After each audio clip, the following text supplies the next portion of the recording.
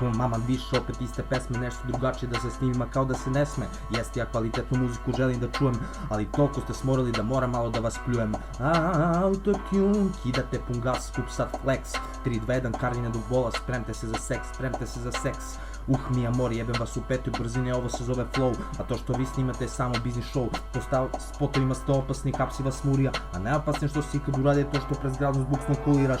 Ima i onih koji stenju kao da primaju kurac od crnca, već vidim neko naforan uderili kliku kako me hejtuje i bunca. Doslovno ste shvatili ono para vrti gde burgija neće, zbog toga ste se i prodali i tako ušli u kolo sreće, ili bolje rečeno kolo seljačko u duši. S vama je i dama koja liže jaja, druga glavić puši. Posle ove pesme bit ću ja s vama prvi u trendingu.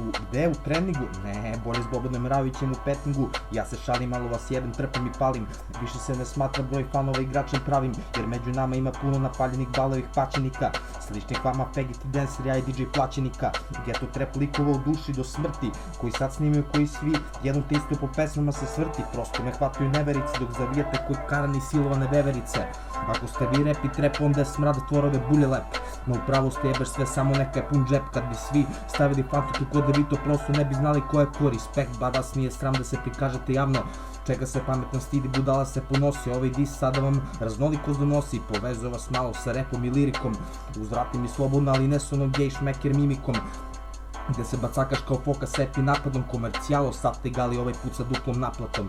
Komercijalo sate gali ovaj put sa duplom naplatom. Shvatite jedno, ovo nije mržnja, ovo nije rat, ovo je golden shower po faci, brate, za vas šahmat. A u realitima svi srećni seljaci, mora iza njih neka rima da se baci. Buka dreka, nasisite mi se s kurca mleka, dron fuli krimosi na televiziji 24/7. OMG, pre bih da oslepim nego to živ da gledam.